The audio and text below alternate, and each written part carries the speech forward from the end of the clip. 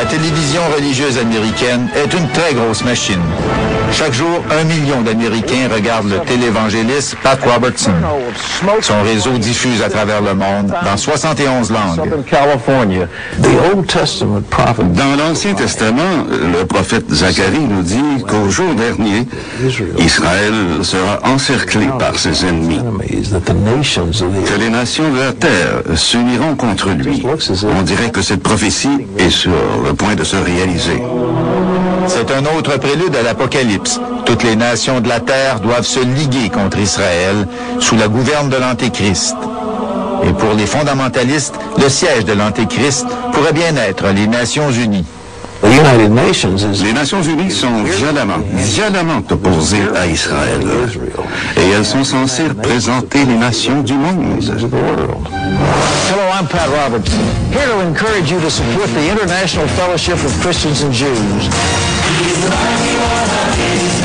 Pat Robertson et le télévangéliste Jerry Falwell animent un vaste réseau de coalitions américaines qui soutiennent Israël financièrement et politiquement. Ils ont littéralement créé un lobby chrétien pour Israël.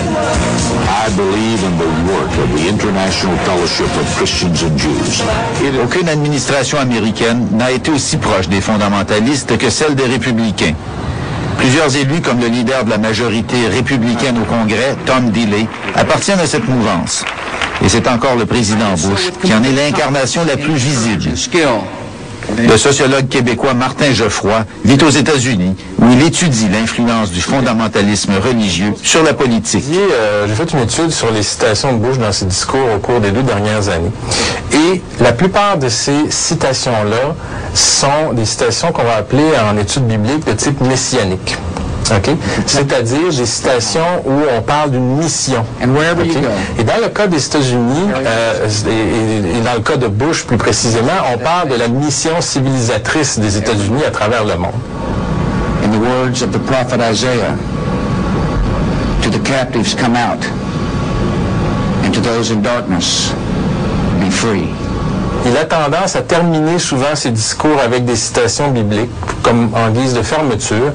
Et un autre aspect aussi, et c'est ça qui est quand même la nouveauté, c'est qu'il applique les citations bibliques. Alors, quand on parle de l'axe du mal, George Bush ne fait pas seulement parler de l'axe du mal ou citer des citations bibliques, il se sert de ces citations-là pour appuyer sa politique extérieure. States like these and their terrorist allies constitute an axis of evil. Washington est aussi un théâtre où s'active un lobby chrétien qui influence aussi bien la Maison-Blanche que le Sénat ou le Congrès. American Values est un de ces groupes qui lutte aussi bien contre l'avortement, contre le mariage gay ou pour le soutien des États-Unis à Israël. Il a été créé par Gary Bauer, ex-candidat à l'investiture présidentielle des Républicains. Je crois que le monde est fondé sur un combat entre les bons et les méchants. La guerre actuelle contre le terrorisme est très éprouvante. Israël est notre allié naturel dans cette guerre. Il y a bien longtemps qu'elle affronte l'ennemi que nous combattons aujourd'hui, tant aux États-Unis qu'au Canada. I think at this moment, under this administration, En ce moment, sous l'administration Bush, ils sont plus puissants encore que le lobby juif. Ensemble, ils ont un pouvoir immense. Mr. Sharon M. Sharon contrôle le Congrès, bien plus que M. Bush. Si vous mettez devant le Congrès américain ou le Sénat américain, d'un côté M. Bush et de l'autre M. Sharon, je peux vous garantir que plus des 3/4 des élus appuieront M. Sharon et non pas M. Bush. Parce que M. Sharon et le lobby juif, appuyé par le lobby des fondamentalistes chrétiens, peuvent empêcher la réélection de n'importe lequel sénateur ou congressman aux États-Unis. Les Juifs américains, qui votent massivement pour les démocrates, ne sont pas tous à l'aise avec ce mariage de la Bible avec la politique extérieure des États-Unis. Le support américain pour Israël est un soutien pour une société démocratique qui partage nos valeurs. Le sénateur Tom Lantos est juif et démocrate. Et il refuse de croire que le soutien américain pour Israël est devenu une affaire religieuse. Certains journalistes tente de faire croire que le soutien de certains groupes religieux pour Israël est fondé entièrement sur la Bible. Mais je crois que sur le fond et dans les faits, ils ont tort. Selon lui, l'alliance entre les États-Unis et Israël ne dépend pas des chrétiens évangéliques. Dans ma circonscription en Californie, le sentiment populaire est très favorable à Israël et pourtant, la droite religieuse n'y est pas très importante. Même si la droite religieuse soutient Israël, elle ne représente qu'une petite partie de ceux qui supportent Israël, tant ici qu'à l'étranger. La droite religieuse est tout de même devenue incontournable. 40% du vote pour George Bush aux dernières présidentielles américaines venait de l'électorat évangélique. So help me God. So help me God.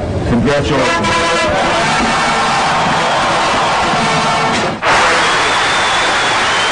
Jusqu'à la fin des années 70, les évangélistes étaient trop éparpillés pour avoir une véritable cohésion politique. C'est autour de l'élection de Ronald Reagan que la droite chrétienne a commencé à s'organiser. Ed McAteer, un directeur du marketing chez Colgate-Palmolive et un baptiste ultra-conservateur, a créé la Table ronde religieuse, une coalition qui a marqué le réveil politique de cette Amérique profonde. All right. How you doing? I'm always better when I see you. I really am. Aujourd'hui retraité à Memphis, il poursuit inlassablement son travail d'entremetteur entre juifs et chrétiens. All right. God bless you, brother. I read in the 12th chapter. Dans le 12e chapitre de la Genèse, le premier livre de la Bible, Dieu a dit à Abraham, le père fondateur de la nation juive, Abraham, je bénirai ceux qui te béniront et je maudirai ceux qui te maudiront. And I'll curse them who curse you. Vous aimeriez être juif? Well, Je suis juif par adoption. I've been adopted La famille d'Abraham m'a adopté par l'intermédiaire de Jésus-Christ. Through Jesus Christ. And Nous sommes tous unis en Jésus. Et il n'y a ni juif ni non-juif. Jew, Gentile. Chaque grain de sable sur ce petit bout de territoire entre la mer Méditerranée et la mer Morte et le Jourdain appartient aux Juifs. Belongs to the Jew. Dieu le leur a donné. Il n'appartient pas aux États-Unis ni à ceux qu'on appelle Palestiniens. Il n'appartient à personne sauf au peuple juif. Les évangélistes ont en général très mal accueilli la feuille de route de l'administration Bush pour une solution pacifique au conflit israélo-palestinien. Monsieur Bush commet une erreur fatale, en essayant de diviser ce territoire. Comme je l'ai dit, c'est un homme puissant, mais pas aussi puissant que Dieu. Et Dieu a donné cette terre aux Juifs. C'est un enjeu politique parce qu'un politicien qui donnerait l'impression d'être hostile à Israël perdrait l'appui de la communauté évangélique. Et ils sont très nombreux. Oui, surtout dans le Sud. Dans l'État du Tennessee, où nous nous trouvons, une personne sur 5, selon les statistiques, appartient à l'Église baptiste du Sud. C'est 20% de la population de l'État pour cette seule confession. Si George Bush devait insister pour demander la partition de Jérusalem et céder Jérusalem-Est à Arafat, je pense que les évangélistes le désavoueraient en grand nombre. Ils ne voteraient pas nécessairement pour un démocrate, mais ils ne voteraient pas pour lui. Le statut de Jérusalem est peut-être loin d'être un enjeu des élections américaines. Mais pour la classe politique, il est toujours risqué de ne pas être à l'écoute de ce qui fait vibrer l'Amérique évangélique.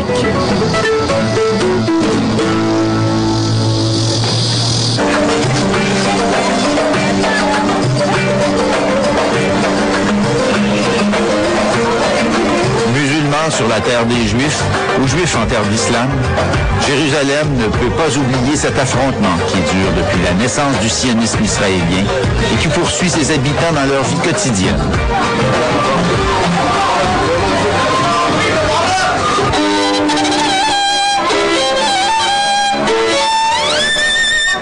Même s'ils ont peu d'illusions quant aux chances de vivre en paix avec les Palestiniens, un fort pourcentage d'Israéliens acceptent aujourd'hui l'idée que des concessions territoriales et la création d'un État palestinien